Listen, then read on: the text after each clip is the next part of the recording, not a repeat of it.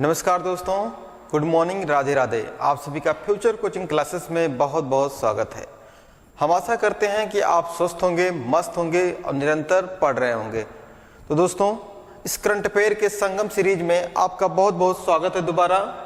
और आइए देखते हैं महत्वपूर्ण क्वेश्चनों को जो आपके होने वाले एग्जाम के लिए बहुत ही महत्वपूर्ण होता है। इस श्रृंखला में हम 7वां लेक्चर है संगम सीरीज का। तो दोस्तों, स्टार्ट करने से पहले आप सभी को महाशिवरात्रि की हार्दिक शुभकामनाएं। भगवान भोलेनाथ आप सभी की मनोकामना पूरी करें, जल्द से जल्द आपको एक अच्छी नौकरी मिले और आपकी मेहनत रंग लाए। चलिए दोस्तों, क्लास का आरंभ करते हैं। क्लास का पहला क्वेश्चन है, इसमें कहा गया था, एक क्वेश्चन आपके लिए था दोस्तों। कहा गया है, उत्तर प्रदेश सरकार ने किस देश के साथ आर्थिक सहयोग को बढ़ावा देने के लिए एक समझौता किया है? क्या किया दोस्तों? समझौता किया है, जिसमें आपका ऑप्शन एक है रूस, दूसरा है सिंगापुर, तीसरा है फिलीपींस, चौथा है अमेरिका। तो दोस्तों, आपका सही आंसर है सिंगापुर। अभी सिंगापुर से उत्तर प्रदेश सरकार ने यह समझौता किया है, जिसमें क्या होगा दोस्तों, उत्तर प्रदेश में आर्थिक जो सहयोग होगा, आर्थिक सहयोग को बढ़ावा देने के लिए सिंगापुर इन्वेस्टमेंट करेगा उत्तर प्रदेश में। दोस्तों, करीबन ये करेंगे 29,000 करोड़। ठीक है, करीबन 29,000 करोड़ रुपए इन्वेस्ट करेगा सिंगापुर उत्तर प्रदेश को आर्थिक सहयोग देने के लिए। ठीक है, अब बात आती है, ये हुआ कहाँ पे था? यह आयोजन हुआ था ग्लोबल इन्वेस्टर समिट के नाम से, लखनऊ में हुआ था। ठीक है दोस्तों, कहाँ पे हुआ था? लखनऊ में हुआ था। लखनऊ किस नदी के किनारे बसा हुआ दोस्तों? गोमती नदी के किनारे बसा हुआ है। लखनऊ को नवाबों का शहर कहा जाता है। ठीक है, आइए देखते हैं इस श्रृंखला का हमारा पहला क्वेश्चन।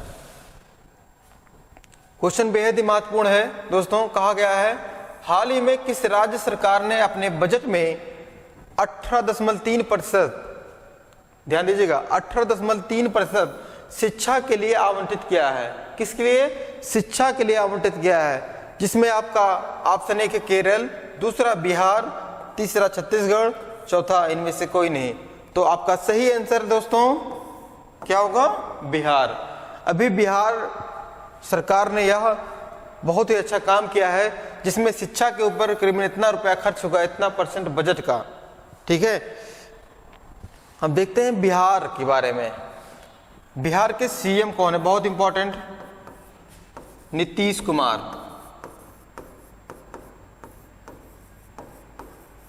ठीक है, वहीं आपसे उप सीएम पूछ लिया जाए तो उप मुख्यमंत्री,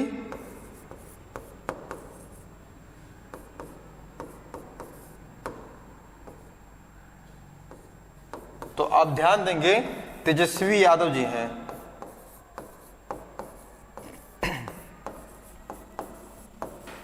ठीक है दोस्तों, तेजस्वी यादव जी बिहार के उप मुख्यमंत्री हैं। अब राज्यपाल की बात आती है दोस्तों। अभी नए नए चुने गए हैं राज्यपाल। क्या नाम है? राजेंद्र विश्वनाथ। ठीक है दोस्तों, राजेंद्र विश्वनाथ आलेंकर। अब बिहार कब सामने आया, अस्तित्व में कब आया बिहार? तो दोस्तों, बिहार 22 मार्च 1912 को अस्तित्व में आया। ठीक है, अब भारत का राज्य के रूप में कब सामने आया, ये इंपॉर्टेंट है। अस्तित्व में आ गया था 1912 में, लेकिन भारत का एक राज्य के रूप में ये सामने आया 26 जनवरी 1950 को। ठीक दोस्तों, 26 जनवरी 1950 को बिहार सामने आया एक राज्य के रूप में। क्लियर है? अब बिहार से एक राज्य अलग हुआ था, क्या नाम था दोस्तों उसका? झारखंड। झारखंड 2000 में 15 नवंबर सन 2000 को झारखंड अलग हो गया बिहार से। क्लियर है? चलिए देखते हैं हमारा दूसरा क्वेश्चन इसमें कहा जा रहा है दोस्तों, हाल ही में बोइंग ने भारत में कहां अपना पहला ग्लोबल सपोर्ट सेंटर लॉन्च किया है। ध्यान देंगे, बोइंग एक देखिए कंपनी है प्लेन की, अभी बताते हैं कहां की है। पहले इसका ऑप्शन देखिए, आपका एक ऑप्शन है बेंगलुरु, दूसरा है चेन्नई, तीसरा है नई दिल्ली, चौथा है गुरुग्राम। तो दोस्तों आपका सही आंसर क्या होगा? जी हाँ, गुरुग्राम में है। गुरुग्राम में अभी ये खोला जाएगा, बोइंग का अपना ग्लोबल सपोर्ट सेंटर लॉन्च किया गया है गुरुग्राम में। गुरुग्राम है कहां पे दोस्तों? ये हरियाणा में है। गुरुग्राम की बात आती है तो आपको एक चीज याद आना चाहिए, अंतरराष्ट्रीय सौर संगठन। क्या? अंतरराष्ट्रीय सौर संगठन, जिसका मुख्यालय भारत में गुरुग्राम में है। ठीक है, अब अंतरराष्ट्रीय सौर संगठन बात आती है दोस्तों, तो उसकी स्थापना कब हुई थी? बहुत ही महत्वपूर्ण क्वेश्चन है। 30 नवंबर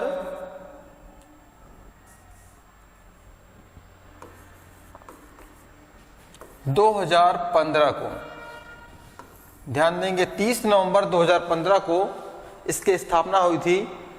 ठीक है, अंतरराष्ट्रीय सौर संगठन का। अब कहां पे हुई थी? पेरिस में हुई थी दोस्तों। अब करीबन माना गया है वर्तमान में 123 देश इसके मेंबर हैं। ठीक है, अब बात आती है बोइंग की। ये बोइंग जो है यूएसए में है, अमेरिका में इसका हेडक्वार्टर है बोइंग का। ठीक है, अब बोइंग की जो स्थापना हुई थी दोस्तों बहुत ही महत्वपूर्ण है, यह हुई थी 1916 में। बहुत पुरानी कंपनी है, 1916 में बोइंग की स्थापना हुई थी। क्लियर है इतना? आइए चलते हैं, हमारा अगला क्वेश्चन, क्वेश्चन नंबर 3 है, बेहद ही महत्वपूर्ण है, क्रिकेट से संबंधित है। कहा गया है हाल ही T20 इंटरनेशनल में 100 विकेट लेने वाली भारत की पहली गेंदबाज बनी है, जिसमें से आपका ऑप्शन 1 है एकता बिष्ट, दूसरा है दीप्ति शर्मा, तीसरा है राजेश्वरी गायकवाड़, चौथा है इनमें से कोई नहीं। तो जैसा कि दोस्तों आपको दिख रहा है, ये एक बहुत ही अच्छी ऑलराउंडर हैं, इनका नाम है दीप्ति शर्मा। अभी दीप्ति शर्मा ने वेस्ट इंडीज के खिलाफ मैच हो रहा था T20 वर्ल्ड कप, कहां पे हो रहा है? दक्षिण अफ्रीका में। यहां पे दूसरा मैच खेल रहे थे भारत वेस्ट इंडीज के खिलाफ, जिसमें इन्होंने 4 ओवर में 3 विकेट ले लिया। ध्यान देंगे, 4 ओवर में 3 विकेट लिया, और जिसके साथ इंटरनेशनल क्रिकेट में 100 विकेट पाने वाली भारत की पहली गेंदबाज बन गई दीप्ति शर्मा। अब दीप्ति शर्मा की बात आती है तो आपको एक चीज ध्यान आना चाहिए, WPL स्टार्ट होगा मार्च में, और उसकी अनाउंसिंग हो गई है कि कौन किस टीम से खेलेगा, जिसमें दीप्ति शर्मा खेलेंगे उत्तर प्रदेश की तरफ से। किसकी तरफ से? उत्तर प्रदेश की तरफ से। और इनकी बोली लगी है करीबन 2.6 करोड़ रुपया। ठीक है, 2.6 करोड़ रुपया, ये बात आपको ध्यान हो गई। अब देखिए बात आती है कब खेला था? करीबन 15 फरवरी को ये मैच हो रहा था, 15 फरवरी 2023 को ये मैच खेला जा रहा था। ठीक है, अब बात आती है आईसीसी की। मैच से संबंधित है, आईसीसी को जरूर आपको एक बार रिविजन करना पड़ेगा, क्योंकि अगर से इसका हेडक्वार्टर पूछा जाता है तो दुबई में है, और अगर से इसके अध्यक्ष पूछा जाए तो ग्रेग बर्कले जी हैं। ठीक है, ग्रेग बर्कले जी हैं। और बीसीसीआई का पूछा जाए तो रोजर बिन्नी जी हैं, ध्यान दीजिएगा आप। चलिए देखते हैं हमारा चौथा क्वेश्चन। इसमें कहा गया हाल ही में 2 दिवसीय ग्लोबल टेक समिट का आयोजन कहां पर हुआ है या होगा? आपका ऑप्शन 1 है विशाखापट्टनम, दूसरा है हैदराबाद, तीसरा है कोलकाता, चौथा है नई दिल्ली। तो दोस्तों आप इसका आंसर सभी लोगों को नहीं पता होगा, क्योंकि अभी ये होने वाला है। तो दोस्तों अभी ये होगा आपका विशाखापट्टनम में। विशाखापट्टनम कहां पे है? आंध्र प्रदेश में है। क्लियर है? और आंध्र प्रदेश की राजधानी है अमरावती। क्या है? अमरावती राजधानी है। अभी देखते हैं इसकी स्थापना पहले कहां हुई थी। आंध्र प्रदेश की स्थापना हुई थी दोस्तों 1 अक्टूबर, ध्यान दीजिएगा, 1 अक्टूबर 1953 को। और यहां से एक क्वेश्चन बनता है बेहद ही महत्वपूर्ण कि भाषा के आधार पर गठित होने वाला भारत का प्रथम राज्य कौन सा है दोस्तों? तो आंध्र प्रदेश है। क्लियर है? और इसमें करीबन 25 से अधिक देश शामिल होंगे। ठीक है।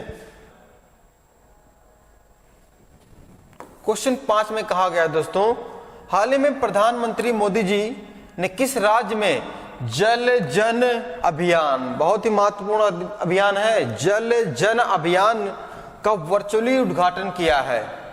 आपका ऑप्शन 1 है उड़ीसा, दूसरा है उत्तर प्रदेश, तीसरा राजस्थान, चौथा इनमें से कहीं नहीं या इनमें से कोई नहीं।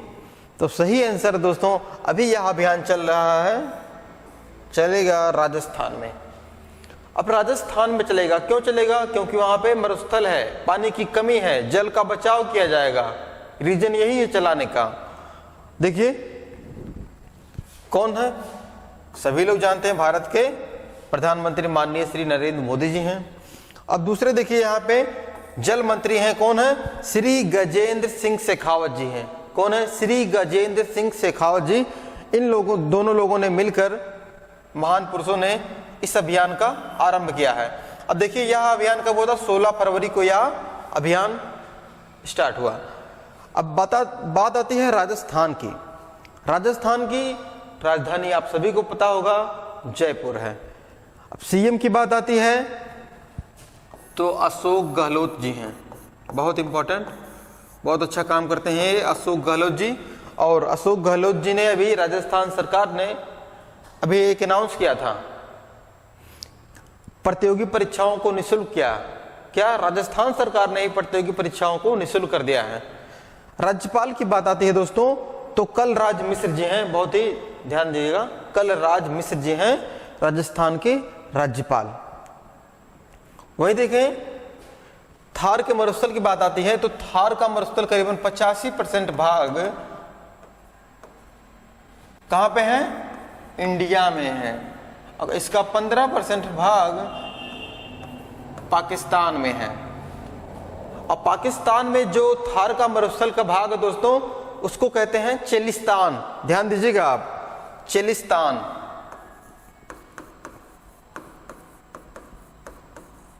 ठीक है, चेलिस्तान कहा जाता है। आइए देखते हैं हमारा अगला क्वेश्चन, बेहद ही महत्वपूर्ण है। इसमें कहा गया दोस्तों, हाल ही में वर्ल्ड बैंक के चीफ ने इस्तीफा दे दिया है। क्या किया है? इस्तीफा दे दिया है अपने पद से, अपने कार्यभार से, जिसमें से उनका नाम बताना है आपको। आपका ऑप्शन 1 है जिम टर्नर, दूसरा है डेविड मालपास, तीसरा है राउल रोबेलो, चौथा है इनमें से कोई नहीं। तो सही आंसर क्या है दोस्तों? जी हाँ, आपका सही आंसर, आप सभी को याद होगा, डेविड मालपास जी वर्ल्ड बैंक के अध्यक्ष थे। अब ये इस्तीफा दे दिए हैं, क्यों दिए हैं? क्योंकि उनको आशंका है कि मंदी आने वाली है। उसके भय से ये पहले ही सतर्क हो गए कि मेरे ऊपर इल्जाम ना आए, इसलिए ये पहले से वर्ल्ड बैंक से इस्तीफा दे दिए। वर्ल्ड बैंक की स्थापना कब हुई दोस्तों? 1944 में हुई थी। बहुत ही महत्वपूर्ण क्वेश्चन है। 1944 में आईएमएफ और वर्ल्ड बैंक की स्थापना हुई थी। एक अधिवेशन हुआ था, उसका नाम आपको याद होगा, ब्रेटन वुड्स सम्मेलन। ब्रेटन वुड्स सम्मेलन के तहत आईएमएफ और वर्ल्ड बैंक की स्थापना हुई थी। अब वर्ल्ड बैंक की स्थापना हुई थी तो इसका हेड ऑफिस, ध्यान दीजिएगा, कहां पे है?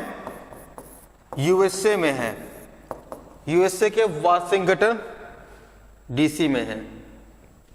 वाशिंगटन डीसी में है इसका हेडक्वार्टर। अब ये देखिए ग्रुप लिखा है, इसमें टोटल 5 हैं, 5 ग्रुपों का समूह कहलाता है वर्ल्ड बैंक। बहुत ही महत्वपूर्ण क्वेश्चन बनेगा दोस्तों यहां से। कितने बैंकों का समूह है? 5 बैंकों का समूह होता है वर्ल्ड बैंक।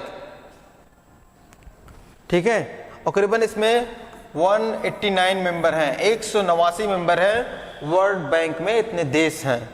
चलिए देखते हैं, क्वेश्चन नंबर 7 है।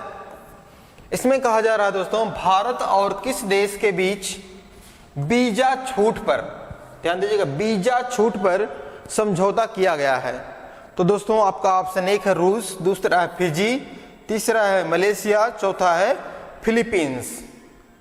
तो आपका सही आंसर होगा फिजी। अभी भारत सरकार और फिजी के बीच समझौता हुआ है। इसमें कहा गया है फिजी अपने यहाँ जो भारत से जाएंगे वहां पे काम करने लोग या कुछ भी करने जाएंगे, उनको वीजा पर छूट मिलेगा।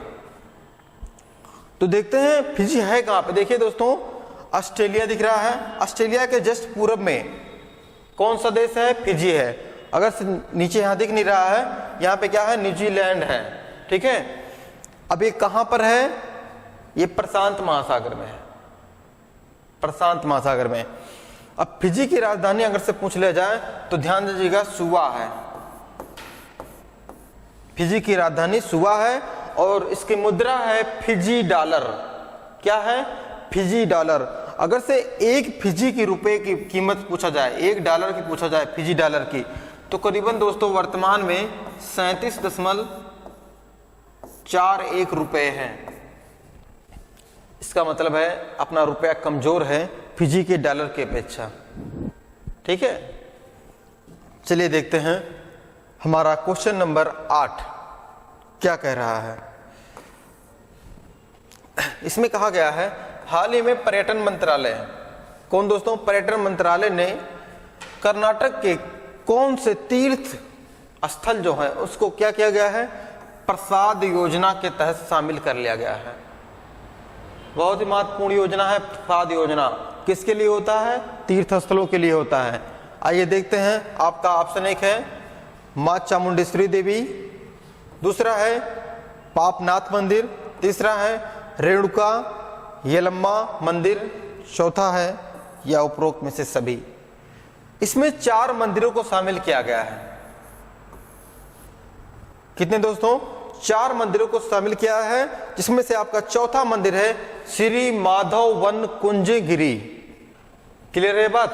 4 मंदिरों को शामिल किया गया है, जिनमें से चारों मंदिर आपके ये हैं, मां चामुंडेश्वरी देवी, दूसरा है पापनाथ मंदिर, तीसरा है रेणुका यलम्मा मंदिर, चौथा है श्री माधव वन कुंज गिरी। अब देखिए ये है कहां पे?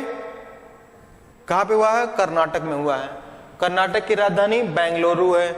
क्लियर है? अब बेंगलुरु है तो कर्नाटक के सीएम कौन है वर्तमान में? बहुत ही महत्वपूर्ण क्वेश्चन है। बसवराज कौन है? बसवराज बोम्मई है। ठीक है, बोम्मई है। क्लियर है बात? अब देखिए राज्यपाल की बात आती है, थावर चंद गहलोत जी हैं। कौन है? कर्नाटक के राज्यपाल हैं थावर चंद गहलोत। और एक मंदिर है, बहुत ही महत्वपूर्ण मंदिर है, विरूपाक्ष मंदिर है कर्नाटक में। और कर्नाटक की स्थापना आप भूलिएगा मत, 1 नवंबर 1956 को कर्नाटक राज्य सामने आया भारत सरकार का एक राज्य बनकर।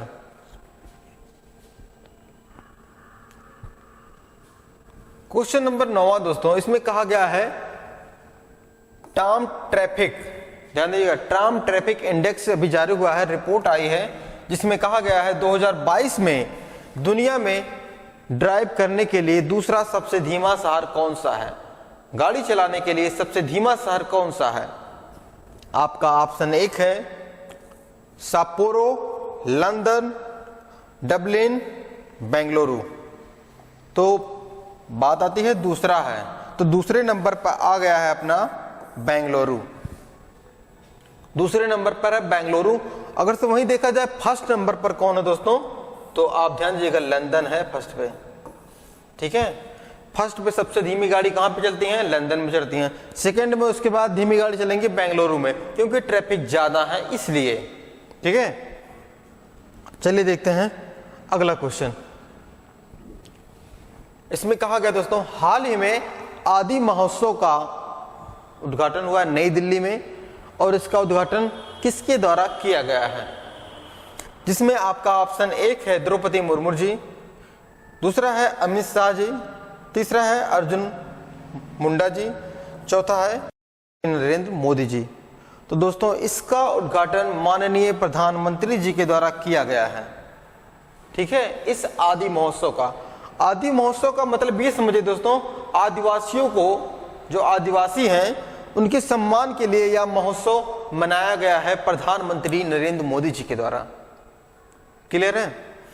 अब देखिए आंसर तो आपका हो गया माननीय नरेंद्र मोदी जी।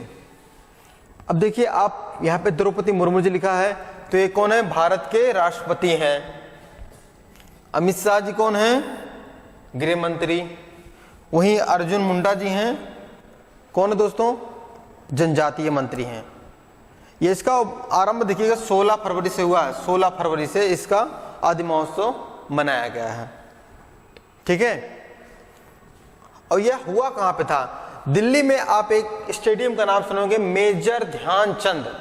मेजर ध्यानचंद के स्टेडियम दिल्ली में है, वहां पे इसका आरंभ हुआ है आदि महोत्सव का। चलिए दोस्तों देखते हैं आज का ब्रह्मास्त्र। ब्रह्मास्त्र इसलिए कहा गया है क्योंकि जो इसमें क्वेश्चन आपको दिए गए हैं बेहद ही महत्वपूर्ण क्वेश्चन दिए गए हैं, जो आपके पेपर में कहीं ना कहीं से जरूर पूछे जाएंगे। इनका निचोड़ हम देखते हैं। इसमें कहा गया है मुस्लिम लीग की स्थापना कब हुई? तो 1906 में हुई। डेट ध्यान देंगे, 1906 में हुई थी मुस्लिम लीग की स्थापना। अब मुस्लिम लीग हो गई 1906 में, तो एक क्वेश्चन और बनता है दोस्तों आपका 1906 में। आपको याद होगा 1906 में कांग्रेस का एक अधिवेशन हुआ था। कहां हुआ था? कलकत्ता में हुआ था। अब वहां पे विवाद हो गया था कि अध्यक्ष कौन बनेगा, नरम दल और गरम दल में। तो उसमें विवाद होने के बाद भी दादा भाई नौरोजी जी को बना दिया गया इसका अध्यक्ष, क्योंकि वो बुजुर्ग थे इसलिए उनको कोई बोल नहीं पाया। समय बीता, 1907 आ गया। तो 1907 में कहां हुआ था? सूरत अधिवेशन हुआ था। ध्यान देंगे 1907 में कांग्रेस का सूरत अधिवेशन हुआ था, जिसमें बाल गंगाधर तिलक अध्यक्ष बनना चाहते थे, लेकिन नरम दल वालों ने बना दिया रास बिहारी बोस जी को। किसको? रास बिहारी बोस जी को। तभी उसी समय 1907 में सूरत अधिवेशन में दंगा हो गया और कांग्रेस का विभाजन हो गया नरम दल और गरम दल में। क्लियर है? ये दोनों डेट क्लियर हुआ आपको? चलिए देखते हैं। इसमें कहा गया होम रूल लीग। कौन दोस्तों? होम रूल लीग की स्थापना कब हुई? तो 1916 में हुई। 1916 आती है तो आपको कांग्रेस का एक और अधिवेशन याद आना चाहिए जो लखनऊ में हुआ था। कहां पे हुआ था? लखनऊ में हुआ था। अंबिका चरण मजूमदार। कौन दोस्तों? अंबिका चरण मजूमदार द्वारा इसकी अध्यक्षता की गई थी कांग्रेस के इस अधिवेशन की, लखनऊ के। अब यहां पे क्या हुआ? जो विभाजन हुआ था 1907 में कांग्रेस का, दोनों मिलकर एक हो गए। ठीक है, डेट बहुत इंपॉर्टेंट है 1916। कहां पर? नरम दल और गरम दल मिलकर एक हो गए लखनऊ अधिवेशन में, अध्यक्षता अंबिका चरण मजूमदार द्वारा। ठीक है, अब देखिए लिखा है तुगलक वंश का संस्थापक कौन है? तो दोस्तों गयासुद्दीन तुगलक। कौन है? गयासुद्दीन तुगलक तुगलक वंश के संस्थापक हैं, जिन्हें गाजी मलिक भी कहा जाता है। क्या दोस्तों? गाजी मलिक भी कहा जाता है गयासुद्दीन तुगलक को। अब देखिए तुगलक वंश किस में है? दिल्ली सल्तनत में। ठीक है, अब दिल्ली सल्तनत की बात आती है तो दोस्तों आपको याद होगा करीबन उसमें 5 वंश थे। कितने वंश थे? 5 वंश थे। 5 वंश थे। पहला कौन था? गुलाम वंश। दूसरा खिलजी वंश। तीसरा है तुगलक वंश। चौथा है सैयद वंश और 5वां है लोधी वंश। ठीक है, पहला ध्यान दीजिएगा, पहला गुलाम, दूसरा खिलजी, तीसरा है तुगलक, चौथा है सैयद, 5वां है लोधी वंश। तुगलक वंश दिल्ली सल्तनत में सबसे अधिक शासन करने वाला वंश था। तो दोस्तों करीबन 94 वर्ष तक ये शासन किए थे तुगलक वंश के शासकों ने। वहीं देखिए गुलाम वंश की बात आती है दोस्तों, तो ये ज्यादा नहीं कर पाए थे, ये 84 वर्ष तक शासन किए थे। कब से कब तक? 1206 से 1290। ध्यान देंगे 1206 से 1290 तक शासन किए थे गुलाम वंश के शासकों ने। दिल्ली सल्तनत का पतन किस वंश में हुआ? लोधी वंश में हुआ। लोधी वंश का कौन सा शासक था? इब्राहिम लोधी था, ठीक है। और पानीपत का प्रथम युद्ध हुआ था, आप सभी को याद होगा, 1526 में, ठीक है। 1526 में पानीपत का प्रथम युद्ध हुआ, जिसमें इब्राहिम लोधी की हार हुई और उसकी मृत्यु हो गई, और यहां से दिल्ली वंश समाप्त हो जाता है दोस्तों। क्लियर है? चलिए अब देखते हैं आगे क्या कर रहा है। अंतर्राष्ट्रीय न्यायालय, अंतर्राष्ट्रीय न्यायालय कहां पे दोस्तों? हेग में है, ठीक है। आइए देखते हैं अगला कर रहा है, सार्क देश का मुख्यालय कहां पे है? काठमांडू नेपाल में है, और इसकी स्थापना हुई थी 1985 में। तो करीबन इसमें वर्तमान में 7 देश हैं, ठीक है, 7 देश हैं सार्क में। अब देखिए रेड क्रॉस की बात आती है। रेड क्रॉस का मुख्यालय कहां पर है? तो कहां पे है? जिनेवा में है, और इसकी स्थापना हुई थी 1863 में। अब देखिए कह रहा है देश का पहला पूर्ण डिजिटल बैंकिंग राज्य कौन सा बन गया है? केरल हुआ है। कौन हुआ है? केरल हुआ है। बहुत ही महत्वपूर्ण क्वेश्चन है, डिजिटल पूछा है। भारत में जूट सबसे अधिक उत्पादन कहां पे होता है? पश्चिम बंगाल में होता है। भारत में गन्ना सबसे अधिक उत्पादन कौन सा राज्य करता है? उत्तर प्रदेश अपना करता है।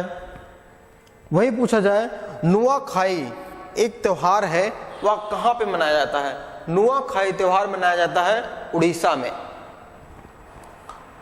एक क्वेश्चन और पूछा जाए आपसे, तो क्वेश्चन में कह रहा है रामप्पा मंदिर कहां पे दोस्तों? तेलंगाना में है। रामप्पा मंदिर है तेलंगाना में। यह ब्रह्मास्त्र हमें आशा है कि आपको समझ में आया होगा।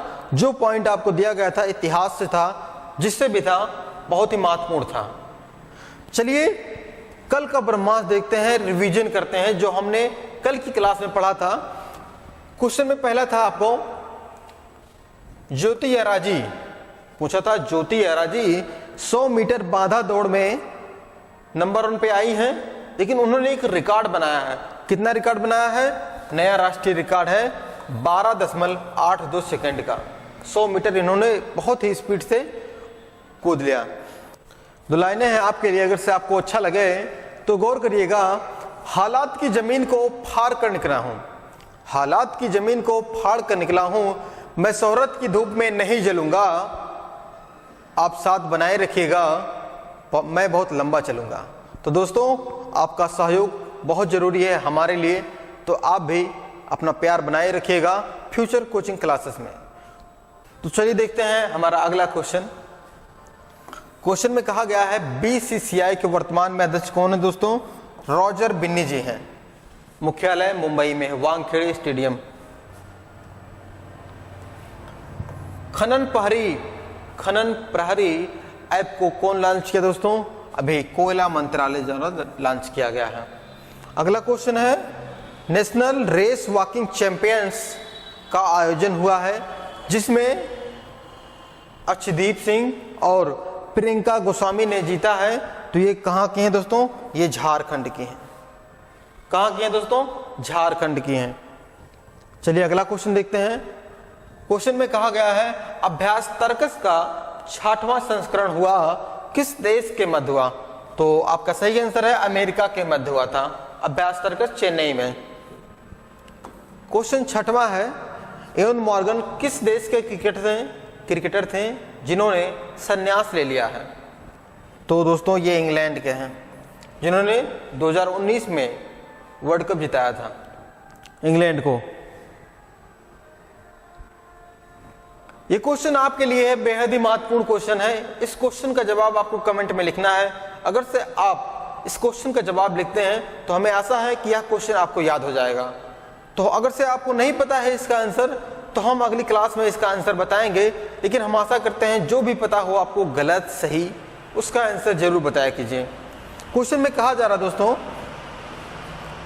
हाल ही में जावेद खान अमरोही का निधन हो गया है। जावेद खान अमरोही जी का निधन हो गया है। वह क्या थे? आपका ऑप्शन एक है लेखक, पत्रकार, अभिनेता, गायक। तो दोस्तों वो कौन थे? लेखक थे, अभिनेता थे, गायक थे, पत्रकार थे, क्या थे? आप इसका कमेंट जरूर करिएगा। ये अपना क्वेश्चन समाप्त हो गया, लेकिन आपको बता दें आपकी जानकारी के लिए, अभी हमारे फ्यूचर कोचिंग क्लासेस चैनल के माध्यम से हमारा ऐप लॉन्च हो गया है और यहाँ पे फ्यूचर कोचिंग क्लासेस के ऐप को डाउनलोड करना होगा, क्योंकि यहाँ पे देखिए 50% की बम्पर ऑफर के साथ यह ऑफर स्टार्ट होगा 21 फरवरी से। 21 फरवरी से बहुत ही कम पैसे में आपको बीएड एंट्रेंस का महत्वपूर्ण क्वेश्चनों के साथ, रिवीजन के साथ, फ्री पीडीएफ के साथ आपको सुविधाएं प्रोवाइड की जाएगी। तो दोस्तों आप भी जुड़िए, हम श्रम रहेगा कि आपको सफलता दिलाना। समय आ गया है समय और पैसे को बचाने का। क्या आ गया दोस्तों? समय आ गया है समय और पैसे को बचाने का।